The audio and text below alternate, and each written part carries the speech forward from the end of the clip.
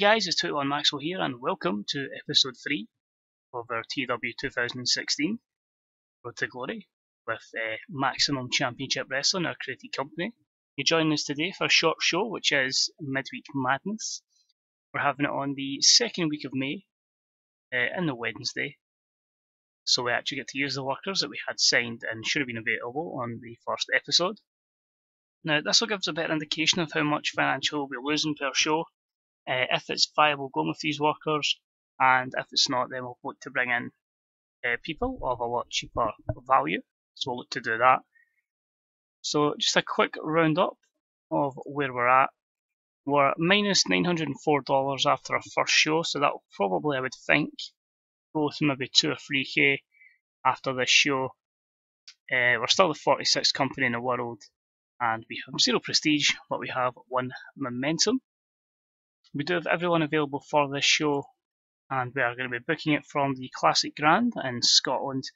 We're going to amass a massive 15 fans if we went elsewhere, but we're going to stick to Scotland and build up in Scotland. But good to see we're getting a little bit of a pop boost elsewhere.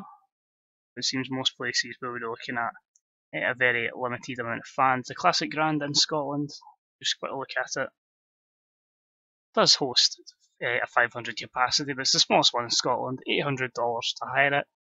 So yeah, we're just looking to build up, as I say, what would be our local area.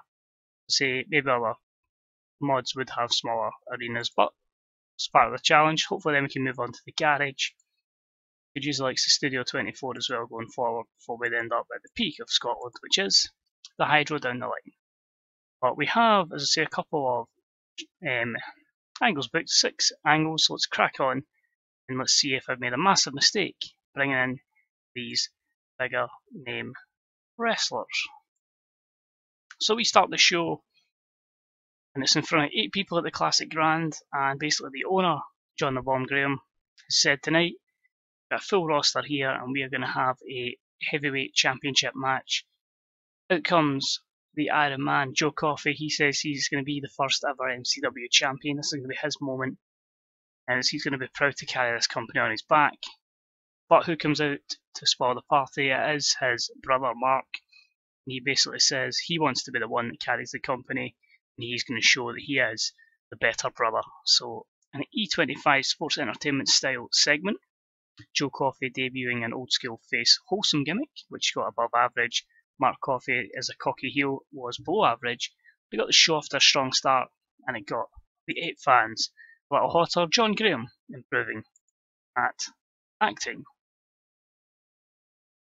Our first match of the night was a match that had decent reaction from the crowd, but subpar wrestling, and it saw Jordan Devlin defeat Robbie Solar in 11-18 by pinfall. And E24, Robbie Solar debuted his old school face a wholesome gimmick as well, which was rated as great. Both men didn't click though, and it made for an awkward bout, but still a decent rating considering they're both young. The match got the crowd hotter, Robbie Solar with an 18 and Jordan Devlin with a 26 rating. A couple of performance skills included here, rumble and technical as well for Robbie Solar, so a good aim for them. Jordan Devlin and Robbie Solar both lacking at 11-minute matches though, that's quite worrying. Next up we had a decent match that had subpar wrestling. It saw Kenny Williams get the shot victory over Michael Chase in 14:03 with a quick roll-up. This was an E25. Kenny Williams, old school face, so both of them are going with basic gimmicks just now. That was awful. Chase is an old school cocky heel, was above average. Michael Chase is getting better at the gimmick. 27 for Kenny Williams, 22 for Michael Chase. But the upset victory here for Kenny Williams. And this was our storytelling match that told an underdog story. And a good win for the Bollocks, Kenny Williams. After the match, Michael Chase attacks Kenny Williams, beating him down, getting his revenge, which got an F+13. So these guys obviously not very over in the UK at the moment. And our main event matchup was a decent match, which saw Joe Coffey defeat Mark Coffey in 23-34 by pinfall with a Black Coffey, and Joe Coffey wins the MCW Heavyweight Championship title. So a E+34, so a good pay-per-view match, a good main event match here. Joe with 35 rating to Mark's 28. Mark improving his performance skills overall. Pretty happy with that. As I say, these will probably be the cornerstones of the company if our budget allows us to do so. So E plus 34. And after the match, Joe Coffey celebrates in the ring. The 8 fans get in the ring. Everybody goes mental, and we have one big party. But an E minus 19 for our first show's closing segment.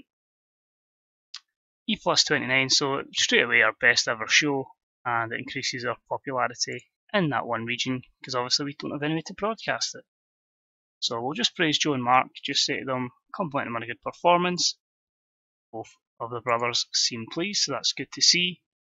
So interesting to see how we've done financially. I don't foresee 8 fans particularly paying the costs of the arena, and the same included with the amount of money would have been spent on the wrestlers, which could have been a couple of thousand as well. So we could be looking at a negative start here, but we'll see how it goes, and we'll see where we are from there. So let's have a look. Just a lot of new contracts getting signed across the world. Magnetic Madness drew 8 fans, but the feedback was very positive. That's good to see. A couple of shows around the world. Financially, we lost a lot of money on that. $5,000. So we'd be looking at probably about 4.2 grand we lost there overall. So yeah, I think we did go a bit overboard in terms of the people we brought in, and I think we may need to look at going for lesser wrestlers. But the good thing is, size-wise, despite being still zero importance in Scotland and zero popularity, our momentum has gained a little bit of a push, and that's going to go up slowly but surely. But as I say, it's a learning curve for myself. If the company does cease to exist very quickly, we will look and try again, learning from these mistakes. So it's all about me learning, and as I say, if people aren't too familiar with our road to glory, they can certainly learn alongside us. But as I say, thanks for watching, guys. If you get any tips on how to run a company this small going forward, have I went with far too many big wrestlers, or is this the right idea? Please let me know. I personally had no idea. As I say, any hints, tips, any support you can give is much appreciated. And say, hopefully we can make this the beginning of something good. But as I say, thanks for watching, guys. I'll see you all next time for some more Road to Glory on TW 2016. Bye bye.